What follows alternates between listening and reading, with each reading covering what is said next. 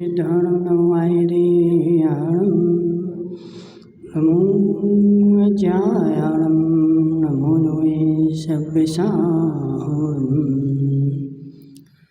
पंच परमेष्टि भगवान की अनंत अनंत सिद्ध परमेष्टि भगवान की 1008 देवादेवादिनाथ भगवान की 1008 देवादेव श्री राम भगवान की आचार्य भगवान रविशरण स्वामी की आचार्य भगवान विद्यासागर जी महाराज की आचार्य भगवान विशुद्ध सागर जी महाराज की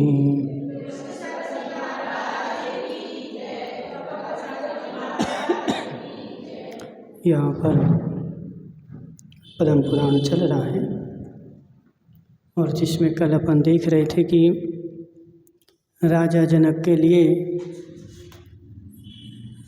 विद्याधर उठा के ले गए थे और उन्होंने रत्नपुर नगर में छोड़ दिया था और उनको एक जिनेंद्र भगवान का मंदिर मिल गया था। ठीक है, और वो मंदिर में बैठे बैठे भगवान की भक्ति कर रहे थे। इधर चपल वेग नाम के विद्याधर जो घोड़े का रूप बनाकर जनक को हर ले गया था, अपने कार्य में सफल हो बड़ा प्रसन्न हुआ और शीघ्रता से अपनी माया समेट कर तथा खड़गधारी विद्यावर बनकर रत्नपुर नगर चला गया। तो उसने क्या किया, जनक के लिए नगर में छोड़ दिया। वो लटक गए थे, वहाँ नगर ही आ गया था, तो वहाँ छोड़ करके और वह अपने असली रूप में आकर के खड़ग ले करके और राजा के पास चला गया। उसने संतुष्ट होकर अपने स्वामी से के लिए नमस्कार कर कहा कि हे राजा जनक, यहाँ लाए जा चुके हैं तथा सुंदर वन से बेष्टित जिन मंदिर में उन्हें ठहरा दिया गया है। और वह इसने अपने स्वामी से कह दिया कि हम राजा जनक को ले आए और कहाँ ठहराया है, तो जिन मंदिर में ठहरा दिया। राजा जनक को आया जानकर चंद्रगति परम हर्ष को प्राप्त हुआ। तदनंतर उदार चित्त को धारण करने वाला एवं नाना वायनों से युक्त चंद्रगति अपाप्त वर्ग के साथ पूजा की उत्तम सामग्री लेकर मनोरथ रूपी रथ पर सवार हो जिन मंदिर चला गया। पता चल गया कि राजा जनक आ चुके हैं, तो अब इसने क्या किया, अब बेटी चाहिए ना उनकी, तो वैभव दिखाना पड़े। सारा वैभव समेट करके सबको साथ में लेकर के हाथी घोड़ा सड़ाने की सामग्री सब लेकर के और वह कहाँ चला गया, जिन मंदिर की ओर गया, जिसमें तुरही और शंखों का विशाल शब्द हो रहा था। ऐसी उस देदीप्यमान बड़ी भारी सेना को आता देख जनक कुछ भयभीत हो गया। जनक ने देखा इतनी बड़ी सेना आ रही, तो थोड़ा सा वह भयभीत हो गया और भयभीत होकर के विचार करने लगा कि ये निश्चित ही विद्याधर हैं जो कि विजयाल पर्वत पर वास करते हैं। इस सेना के बीच में बैठा हुआ जो कांतिमान पुरुष शोभित हो रहा है वह विद्याधरों का राजा है। उसने चिन्हों से जान लिया कि जी जो है ये विद्याधर हैं और ये विजयाल पर्वत पर रहते हैं और हमें भी यहाँ उठा करके विजयाल पर्वत पर ले आए हैं। वो सारी बातें समझ गया। राजा जनक इस प्रकार की चिंता में तत्पर थे कि हर्ष से भरा तथा नम्रीभूत शरीर को धारण करने वाला राजा जनक जिन मंदिर में आ पहुँचा, जिसका परिग्रह कुछ तो भीम अर्थात भय उत्पन्न करने वाला था और कुछ जो था सौम्य था।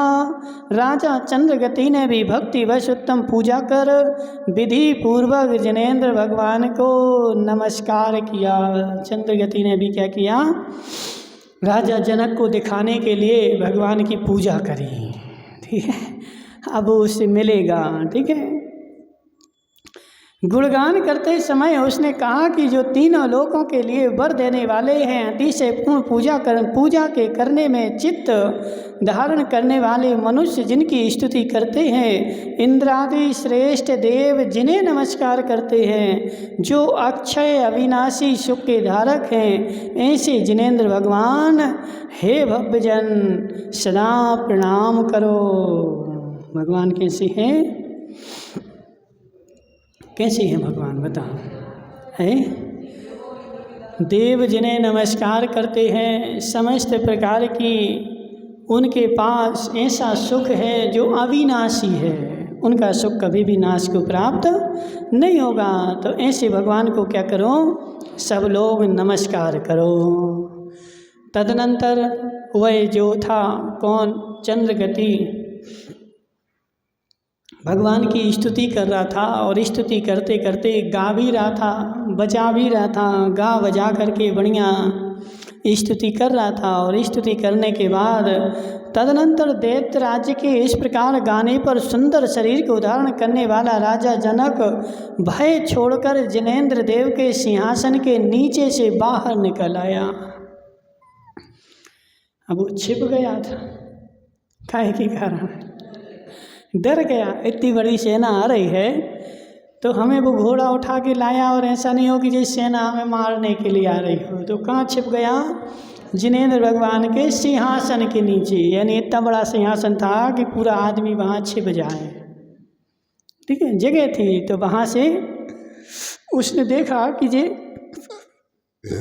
हमें मारने के लिए नहीं आए हैं, काहे के लिए आए? भगवान की पूजा स्तुति करने के लिए आए हैं। तो उनको गाता स्तुति करता देख उसका भय जो था शांत हो गया और वह सिंहासन से बाहर निकल आया। उसे देख जिसका मन कुछ विचलित हो गया था, ऐसा चंद्रगति बोला कि आप कौन हैं?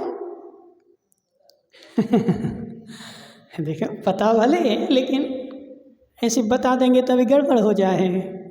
तो अनजाने में उसने पहले पूछा कि आप कौन हैं जो इस निर्जन स्थान में जिनालय के बीच रहते हैं? आप कौन हैं जो जिनालय के बीच में रहते हैं? आप नाग कुमार देवों के स्वामी हैं अथवा विद्याधरों के अधिपति हैं, अथवा किस नाम को धारण करने वाले कौन हो तुम? ये तो बताओ, विद्याधरों के स्वामी हो, नाग कुमारों के स्वामी हो, या और कोई हो तो अपना नाम पता तो बता दो। हे मित्र, यह सब मुझसे कहो। अब से उसने शांति से पूछा कि हे मित्र, सब कहो, कहाँ से आए? इसके उत्तर में राजा ने कहा कि विद्याधर राज, मैं मिथिला नगरी से आया हूँ, जनक मेरा नाम है और एक मायामयी घोड़ा मुझे हर कर लाया है। सारा समाचार सुना दिया। जनक के इतने कहने पर दोनों के हृदय परस्पर अत्यंत प्रसन्न हुए और दोनों ही एक दूसरे के लिए हाथ जोड़कर सुख से बैठ गए। अब उसको तो सब पता था, लेकिन पता होने के बाद भी पूछना पड़ता है, बताना नहीं पड़ता। क्यों? यदि बता देता तो वो समझ जाता कि इन्होंने ही हमें पकड़वाया है, जी इन्होंने हमें पकड़वा के यहाँ लाए, इसलिए उसने कुछ नहीं बोला और उससे पूछ लिया। और पूछ करके दोनों ने एक दूसरे को नमस्कार किया, जय जिनेंद्र किया, और वो दोनों हाथ सुख से वहीं बैठ गए। छरबर तड़कर दोनों में एक दूसरे के लिए अपना वृतांत सुनाया और परस्पर एक दूसरे का सम्मान किया। अब क्या होता है बताओ? जब दो आदमी मिल जाएं तो क्या होता है?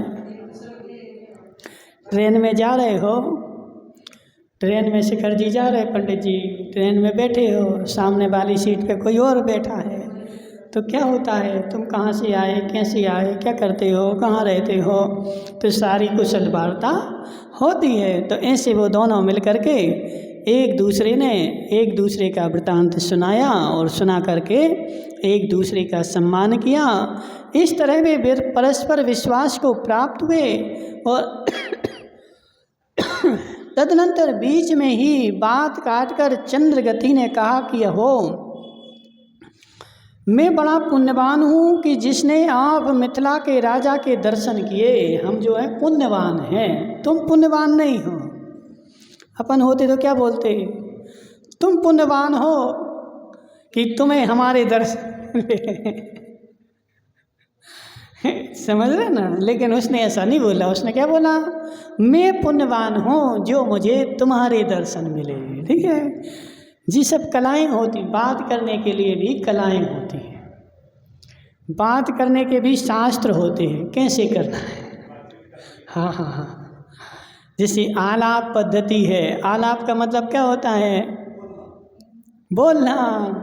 पद्धति मतलब क्या होता है? रीति। तो बोलने की रीति, बोल चाल कैसे करें, तो आलाप पद्धति में पढ़ लो कैसे करना है, ठीक है। तो उनके भी सब ग्रंथ होते हैं, ऐसे नहीं कि मुंह उठाए और बोलने लगे। सब बोल चाल के लिए भी सब ग्रंथ होते हैं। हे राजन, मैंने अनेक लोगों के मुख से सुना है कि आपके शुभ लक्षणों से युक्त कन्या है। अब उसने बोला, पहले तो चर्चा कर ली, फिर उसके बाद ऐसे उठा करके नहीं बोलना पड़ता। क्या होता है ना, किसी से भी अपन को कोई बात करनी है, कुछ चर्चा करनी है, तो पहले परिचय किया जाता है। परिचय करके कुशल क्षेम पूछी जाती है। कुशल क्षेम पूछने के बाद फिर उससे धीरे धीरे बात करी जाती है। अब तुम इकट्ठे उठाओ और डंडा सा मार दो तो सामने वाला समझ ही नहीं पाए कि जी बात क्या है, तुम कहाँ से आए, कौन हो, क्या चाहते हो, क्या करना। तो पहले बात करने के पहले सारा कुशल क्षेम समाचार सब करना पड़ता है, ठीक है। खोडनिया माँ ऐसे पूछना, अब तुम्हारी वो बहन आई घर पे, काय को आई तुम तो ऐसे नहीं पूछना पड़ता है। ऐसे पूछोगे तो फिर वो भाग जाएगी, फिर आएगी नहीं घर। तो धीरे धीरे कुशल क्षेम, आओ बैठो, चाय पानी पी लो, रोटी खा लो। उसके बाद धीरे धीरे चर्चा करके पूछ लो कि किस उद्देश्य से आएंगे। तुम ठीक सीधे ही पूछने लगे तो ऐसे नहीं होता है, ठीक है। तो इस प्रकार उन्होंने क्या बोला कि मैंने लोगों के मुंह से सुना है कि तुम्हारी एक शुभ लक्षणों से युक्त कन्या है। शुभ कन्या तुम मेरे भामंडल नामक पुत्र को दीजिए। पहले सब अपना वैभव दिखा दिया, क्योंकि हम गरीब नहीं हैं, बड़ी सेना दिखा दी, हाथी घोड़ा सब दिखा दिए, और हम राजा महाराजा हैं ये भी बता दिया। अब मांगी कि अब तुम अपनी कन्या क्या करो, हमारे बेटे के लिए दे दो। आपके साथ संबंध स्थापित कर मैं अपने आप को परम सौभाग्यशाली समझूंगा। आपके साथ संबंध हो जाए तो हम बड़े परम सौभाग्यशाली होंगे। इसके उत्तर में राजा जनक ने कहा कि हे विद्याधर राज, यह सब हो सकता था। अब राजा जनक भी कोई सामान्य नहीं थे, सम्मानशाली प्रतिष्ठाशाली थे, तो उन्होंने भी स्पष्ट बोल दिया कि हो सकता था, परंतु वह कन्या राजा दशरथ के ज्येष्ठ पुत्र राम के लिए निश्चित की जा चुकी है। और वह कन्या जो है हमने राम के लिए निश्चित कर दी कि राम को देंगे। अतः विवशता है, विवशता नहीं, विवशता, हाँ, विवशता है, ठीक है, यानी विवश हो गए हम।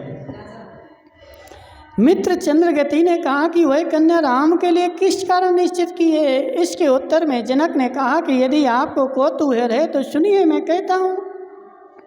हमने राजा जनक के लिए राम के लिए वह कन्या क्यों दी, तो उसका भी कारण है। और फिर वहाँ पर उन्होंने वो सारा वृतांत सुनाया। हमारे नगर में मलेच्छ छा गए थे और हम गिर गए थे, तो फिर वहाँ आकर के राम और लक्ष्मण ने हमारी रक्षा करी। उस रक्षा के कारण, उपकार के बदले हमने क्या किया, उनके लिए यह कन्या दे दी।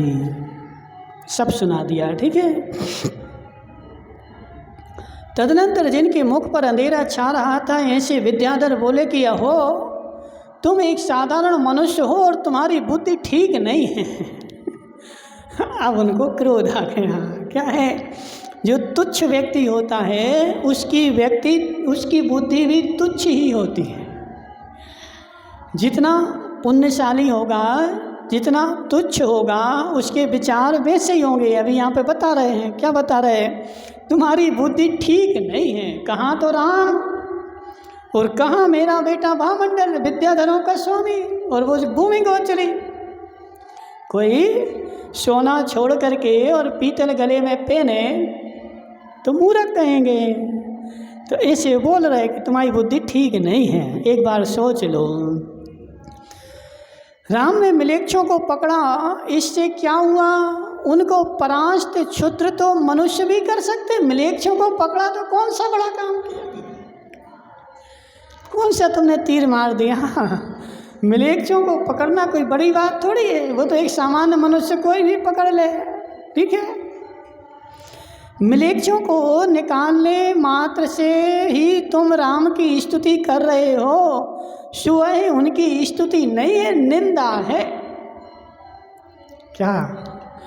अब विमल भाई बोले हमारे बेटे के 65% बन गए और सब जगह गाएं, गीत गाएं, हमारा बेटा बहुत होशियार है, 10वीं में उसने 65% बनाए। तो जी तू ये बता कि बेटे की प्रशंसा कर रहा है कि निंदा कर रहा है? क्यों? क्योंकि जिससे तुम बोल रहा है उसके तो 95 बने, समझना।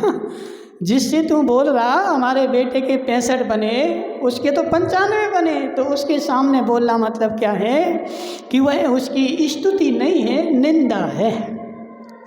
अहो, यह बड़ी हंसी की बात है। राजा कौन बोल रहा है? चंद्रगति। ये तो बहुत हंसी की बात है। क्यों है?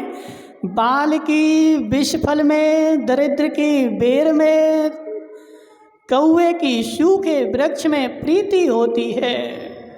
जी बता दिया, नीति बता दी। क्या होता है? जो बालक होता है, बालक की किस में प्रीति होती है? तो उसको विष फल चाहिए। अच्छा चमकता हुआ एक फल आता ना, वो टमाटर के जैसा, देखा कभी? उसका नाम हम भूल गए, झाड़ियों में लगा, किम्पाक फल। किम्पाक फल, ठीक है। किम्पाक फल ऐसा आता है जैसे स्ट्रॉबेरी होती ना, वैसे ही लगता है, और झाड़ियों में लगा रहता, बिल्कुल एकदम लाल, और उसको खाओ तो चले जाओ। बस जो उसको खाता है वो उड़ता नहीं है। तो बालक जो होता है उसी फल की ओर जाता है। और दरिद्र की बेर आदि तुच्छ फलों में, बेर बेर बोर बोलते ना तुम लोग, बोर। तो दरिद्र व्यक्ति क्या करेगा? गरीब आदमी को वो बोर ही अच्छे लगते हैं, जिनमें कुछ भी नहीं है, अंदर गुठली है और ऊपर पत्ता चढ़ा हुआ है। तो वह गरीब जो है उसी में खुशी मनाता है। और वास्तव में देखा जाए तो अर्पित भाई, तुम्हारे पास संपत्ति आई कहाँ से? कहाँ से आई बताओ? जितनी आमदनी तुम्हारे पास नहीं है, उतनी आमदनी आदिवासी के पास है। लेकिन बेचारे के पास बुद्धि नहीं है, तो वो तो ब्याज दे दे के ही मर जाता है। आदिवासी क्या करता है बताओ? आमदनी नहीं हो ऐसा नहीं है, 10 लाख की फसल हो रही, लेकिन 10 लाख की होना है, वो देखता कि पेड़ बड़ा हो गया, चलो सेठ के यहाँ ब्याज ले, उधार ले आओ। सतीश भाई, सत्य है कि नहीं? अब पानी आज सूखी रोटी खा लेगा, लेकिन उधार लेने नहीं जाएगा। लेकिन किसान की फसल बड़ी हो जाए, बेचारा सूखी रोटी थोड़ी, बोतल चाहिए उसको, पेट्रोल भरने के लिए गाड़ी में चाहिए, आ रही फसल। तो फसल बाद में आएगी, उसके पहले उससे ज़्यादा का कर्जदार पहले बन जाएगा। तो सेठ को पैसा किसने दिए? अब तुम बताओ, तुम 2 का 3 का ब्याज दोगे क्या कभी? क्यों महाराज? हम तो भूखे बैठे रहे, लेकिन 2 का ब्याज नहीं दे। लेकिन वो आदिवासी है, किसान है, उसकी बुद्धि ही ऐसी होती, समझ रहे ना? बुद्धि भी जो होती है, एक शास्त्र में ही श्लोक है, बुद्धि कर्मानुसारिणी। बस बुद्धि कैसी चलती है? जैसा तुम्हारा कर्म होना हो वैसी ही बुद्धि चलती है। तो उस बेचारे के पास आमदनी तो है, किसानों के पास सेठों से ज़्यादा आमदनी। क्या लग रहा? बीज फेंक दो, काट लो, ले आओ, हो गया काम। तुम्हें तो 24 घंटा सुबह बेचारा सेठ वो संतोष तो 6 बजे से सुहा करके जाता है, वो रात के 10 बजे तक बैठता है। बैठता कि नहीं? और कितने महीने बैठता? तो 12 ही महीने बैठता है। एक दिन भी कभी शांति से नहीं बैठे। लेकिन किसान को कभी देखना, फसल आ जाए, गर्मी पड़ी हुई हो, उससे बोलो काम कर दो, सेठ अभी नहीं जा रहे, अभी तो हम सो रहे हैं। तो तुमसे ज़्यादा वो फ्री है, फुर्सत है। लेकिन क्या होता है कि बुद्धि कर्माणु सारणी, विचारे के पास लाभांतराय का क्षयोपशम तो है लेकिन भोगांतराय का नहीं है, और रखने का क्षयोपशम भी नहीं है, तो उसके पास बचता नहीं है। बचाने के पहले ही वो इतना कर्जदार हो जाता है कि जीवन भर चुकाते रहो। सेठ अच्छे हैं, बहुत अच्छे सेठ हैं, सेठ की स्तुति गाता है, गाता कि नहीं बोलो? सतीश भाई कभी तो देते हैं, देते कि नहीं? सेठ की स्तुति, सेठ बहुत अच्छे हैं, जब जाओ से जब दे देते हैं। सेठ किसी का सगा नहीं होता, क्यों? सेठ किसी का सगा नहीं होता है, उसको दिख रहा है इसलिए दे देता है, ऐसे ही थोड़ी दे देता है, एक के डोलेगा। तो इसलिए यहाँ पे बताया है कि बालक की विष फल में, दरिद्र की बेर आदि तुच्छ फलों में, और कौवे की प्रीति सूखे वृक्ष में होती है। कौवे को जंगल में सूखा वृक्ष मिल जाए तो उसी पे जा कर के बैठेगा, फलदार पे नहीं बैठेगा। क्यों? क्योंकि बेचारे की ऐसे ही होनहार है। सो कहना पड़ता है कि प्राणी का स्वभाव कठिनाई से छूटता है। जीव का जो स्वभाव है वो बड़ी कठिनाई से, तुम उसको कितना समझाओ, कितना समझाओ, कितना समझाओ। बच्चा है, बच्चे को समझाओ कि एक काम कर, दीपक के पास नहीं जाओ, जल जाएगा, सुनेगा लेकिन वहीं जाएगा। खोड़नी अम्मा को समझाओ कि धर्म ध्यान करो, दुकान नहीं चलाओ, लेकिन कहाँ जाएंगी?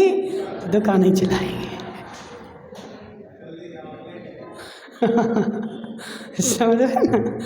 तो इसलिए इसमें क्या लिखा है कि प्राणी नहीं, वो तो सही है, प्राणी का जो स्वभाव है वो कठिनाई से छूटता है। ऐसे ही थोड़ी अनंत काल का है। क्या नाम, विमल भाई, जोड़ने का जो स्वभाव है ये कब का है? अनंत काल का है, आज का थोड़ी है। जिस भाव में गया क्या किया, चाहे मनुष्य हो चाहे त्रियंच हो। बैल को भी देख लो, दो बैल सामने बंधे हैं, दोनों के पास में बराबर घास डली है, लेकिन अपनी घास पे पैर रख लेगा, दूसरे की खाएगा। क्यों? परिग्रह संज्ञा है ना वो जोड़ने की। हम तो अपना बाद में खा लेंगे, अभी सामने वाले का तो खा लें। तो ऐसा क्या होता है, जिस मानव का, जीव का स्वभाव है। और स्वभाव जो होता है वो द्रव्य का स्वभाव नहीं, पर्याय का स्वभाव। ठीक है, दो स्वभाव होते हैं, एक पर्याय का स्वभाव और एक द्रव्य का स्वभाव। अब जिसकी पर्याय में जो स्वभाव बन गया, बहुत कठिन है। जैसे नीम का पेड़ है, कड़वा हो गया, अब करो उसको मीठा, नहीं होने वाला। तो ऐसे जितने भी आदमी होते हैं, जितने भी जीव हैं, सबके स्वभाव अलग अलग हैं। और वह स्वभाव जो है नहीं छोड़ पाता, कुछ भी करो। कोई बिरले जीव होता है जिसकी होनहार अच्छी हो तो वह छोड़ देता है, वरना नहीं छोड़ पाते। ठीक है, वो जीवन भर चलेगा। इसलिए तुम भूमि गोचरियों का खोटा संबंध छोड़कर नहीं हो। इसलिए तुम भूमि गोचरियों का खोटा संबंध छोड़कर इस विद्याधरों के राजा के साथ संबंध करो। कहाँ तुम भूमि गोचरियों के साथ संबंध कर रहे हैं? महासंपत्तिवान तथा देवों के समान आकाश में चलने वाले विद्याधर कहाँ, और सर्व प्रकार से अत्यंत दुखी भूमि गोचरी कहाँ? सब प्रकार से सुखी हैं कौन? विद्याधर। कहाँ विद्याधर, कहाँ भूमि गोचरी? अब वो देखो सतीश भाई 60 साल के हो गए, अब नीचे नहीं बैठ पाते, और विद्याधर कहाँ आकाश में उड़ते हैं। तो कहाँ भूमि गोचरी और कहाँ विद्याधर? तो कहाँ उनसे तुम बराबरी करोगे? बताओ, कर सकते क्या? नहीं कर सकते। तदनंतर जनक ने उत्तर दिया, बहुत देर हो गई सुनते सुनते, अब जनक भी तो राजा है। तो उसने उत्तर दिया, अत्यंत विस्तृत लवण समुद्र वह काम नहीं कर सकता जो थोड़े से मधुर जल को धारण करने वाली वापिकाएँ कर लेती हैं। बहुत बड़ा लवण समुद्र हो, लेकिन वो काम नहीं कर सकता। जो थोड़ी सी बापिका हो तो वो काम कर देगी। अत्यंत सघन अंधकार भारी होता है तो भी उससे क्या प्रयोजन सिद्ध, जबकि छोटे से दीपक के द्वारा लोक की चेष्टा उत्पन्न होती है, अर्थात सब काम सिद्ध हो जाता है। कितना सघन अंधकार हो, एक दीपक जलाओगे तो क्या होगा, उजाला आ जाएगा, काम सिद्ध हो जाएगा। मद को जलाने वाले असंख्यात हाथी भी वह काम नहीं कर पाते जो चंद्रबिंब के समान जटाओं को धारण करने वाला सिंह का एक बच्चा कर लेता है। बहुत सारे हाथी हों तो भी वो काम नहीं कर सकते, जैसा काम एक छोटा सा शेर का बच्चा कर सकता है। ऐसा कहने पर कितने ही विद्याधर ऐसा नहीं है, इस प्रकार जोर से एक शब्द करते हुए भूमि गोचरियों की निंदा करने लगे। अरे ऐसा नहीं है, कैसे ऐसा हो सकता, ऐसा हो ही नहीं सकता, समझ रहे हो ना, ऐसे ही होता है। अपन ने जो बात बचपन से सुनी है उसके विपरीत यदि अपन को मिल जाए तो एकदम से बोलता रहे ऐसा नहीं है कि नहीं। तो ऐसे उन्होंने सुनाया, भूमि गोचरी भी कम नहीं होते, वो भी दमदार होते हैं। तो बोले कैसे होते हैं, हो ही नहीं सकते। वे कहने लगे कि भूमि गोचरी विद्या के महात्म्य से रहित हैं, निरंतर पसीने से युक्त रहते हैं, शूरवीरता और संपत्ति से रहित हैं, अतिशय शोचनीय हैं। अरे जनक, बता तूने उनमें और पशुओं में क्या भेद है। विद्याधर बोल रहा है कि हे जनक, बता तुम में और पशुओं में क्या भेद है। वैसे पशु जैसे तो तुम, जैसे पशु घूमते हैं ऐसे ही तो तुम घूमते हो, क्या करते बताओ। जिससे दुर्बुद्धि हो, लज्जा छोड़कर उनकी इस प्रकार प्रशंसा किए जा रहा है। बता तो क्या है जिसके कारण तुम लज्जा छोड़ करके और दुर्बुद्धि हो करके और भूमि गोचरियों की प्रशंसा कर रहा है। तदनंतर धीर वीर जनक ने कहा, हाय बड़े कष्ट की बात है, मुझ पापी को भूमि गोचरी उत्तम उत्तम राजाओं की निंदा सुननी पड़ रही है। बड़े कष्ट की बात है जो मैं भूमि गोचरियों की निंदा सुन रहा हूँ। क्या त्रिजगत में प्रसिद्ध तथा लोक को पवित्र करने वाला भगवान ऋषभ देव का वंश इनके कर्ण गोचर नहीं हुआ। तुमने ऋषभ देव के इक्ष्वाकु वंश को कभी सुना नहीं क्या कानों से, कितना महान था और वो भूमि गोचरी थे। त्रिजगत के द्वारा पूजनीय चक्रवर्ती नारायण बलभद्र जैसे महापुरुष कहाँ उत्पन्न होते हैं, तो भूमि गोचर में, भोग वहाँ नहीं होते। चक्रवर्ती तीर्थंकर नारायण बलभद्र कहाँ उत्पन्न होते हैं, विद्याधरों के यहाँ नहीं, भूमि गोचरी में। हे विद्याधरों, कहो विद्याधरों की भूमि में पुरुषों को पंच कल्याणक की प्राप्ति होना क्या कभी आप लोगों ने स्वप्न में भी देखा है। पंच कल्याणक की प्राप्ति किसको होती है, भूमि गोचरियों को। तुमने तो कभी स्वप्न में नहीं देखा। जिन्होंने संसार को गोशपथ के समान तुच्छ कर दिखाया, जिन्होंने कभी दूसरे का छत्र नहीं देखा और महारत्नों की समृद्धि जिनके पास थी, इंद्र जिसकी उदार कीर्ति का वर्णन करता था और जो गुणों के सागर थे, ऐसे अनेक कृत राजा इस पृथ्वी पर हो चुके, बहुत सारे हो चुके। हम किस किस के नाम गिनाएं। कृत ऐसे राजा हो गए जिन्होंने कभी दूसरे का छत्र नहीं देखा। छत्र नहीं देखा मतलब उनके सामने कोई शत्रु आया ही नहीं। युद्ध होता ना, तो युद्ध में एक दूसरे के वो छत्र लगाए, वो बहते, तो ऐसे ऐसे राजा हो गए जिनके सामने आज तक कोई शत्रु आया ही नहीं। और वो कहाँ हो गए, तो भूमि पे, भूमि गोचरियों के यहाँ।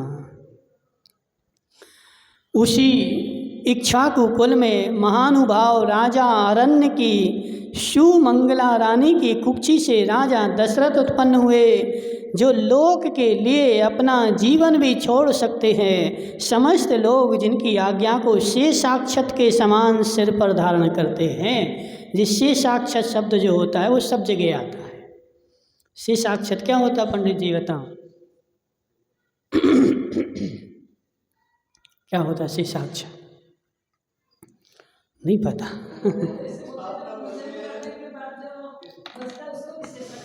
उसको भी नहीं, उसी को शेषाक्षर जो अपन पूजन करते हैं, और पूजन के बाद थाली में जो बचता है तुम लोग जो करते हो वो गलत करते हो। एक दूसरी थाली पूरी खाली करके उस पर उल्टी कर देते हैं, जी गड़बड़ है।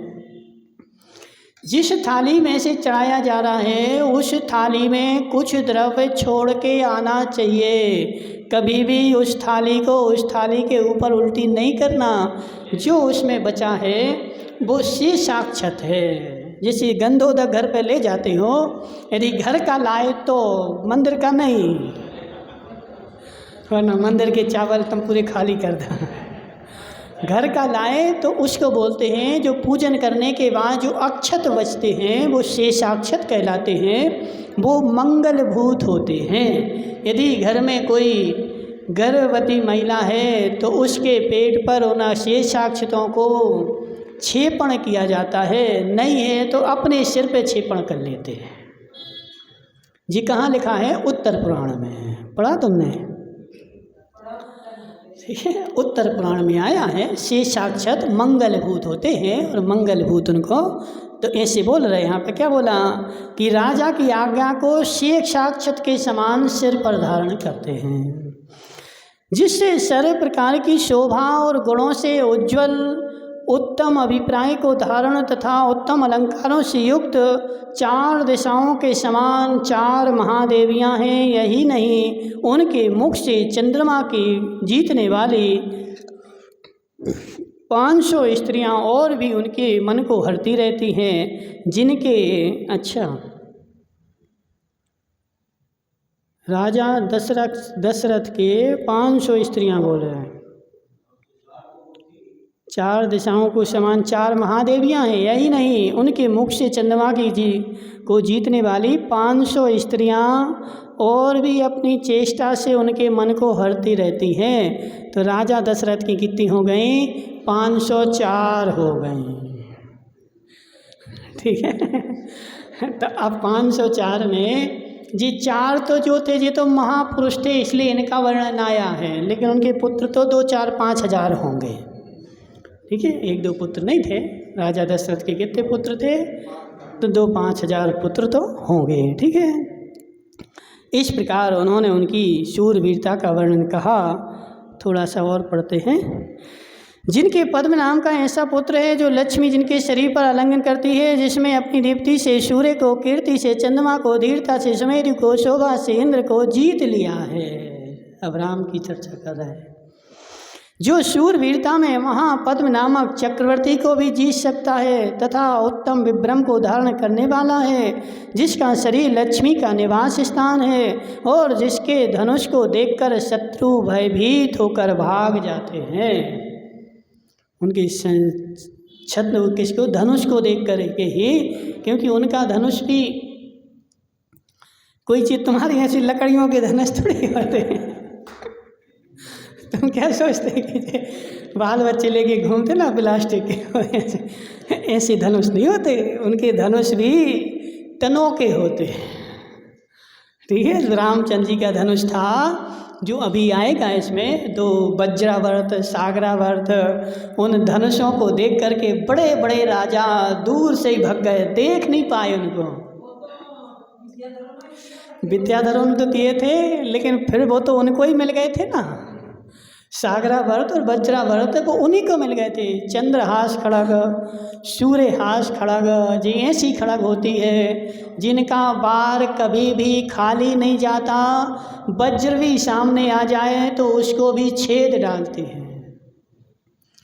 ठीक है, तो जो जिनके पास धनुष वगैरह है वो टनों के धनुष है। और कैसे ये विमल भाई सोच रहा कि 250 ग्राम का होगा तो हम भी उठा लें। ठीक है, वो अपने तो हाथ में ही नहीं आए, जब तो जाकर के वो योजनों पर्यंत उनकी मार जाती थी। समझ रहे हैं, इसलिए कि यहाँ बैठे तुम, सामने बैठे हम तुम्हें मारे, योजनों योजनों उनकी मार जाती थी। उनका जो बाण है योजनों पर्यंत जाता, बड़ा बड़ा होता है। ठीक है, अभी वो बता रहा था कि वो एक समुद्र में धनुष मिला है, समुद्र में धनुष मिला है। बोले वो पुराना धनुष है, बहुत बड़ा है। तो हो सकता है, कोई बड़ी बात नहीं है। उस समय लड़ाई के समय द्वारका थी ना समुद्र में, तो उनके जो धनुष थे वो वज्रमय स्वर्णमय होते थे। तो हजारों सालों के बाद भी खराब हो जाएं कोई ज़रूरी नहीं है। हजारों साल के बाद भी वैसा का वैसा एक बहुत बड़ा धनुष निकला है, जिसकी ऊंचाई किलोमीटर में है। ठीक है, उसको मशीनों से निकाल रहे थे। तो कहने का आशय क्या है कि जैसे बड़े बड़े होते थे ऐसे नहीं छोटे मोटे हों। जिनकी निवास स्थान विद्याधर आकाश में चलते हैं, ये कहा सो आकाश में तो कौए भी चलते हैं।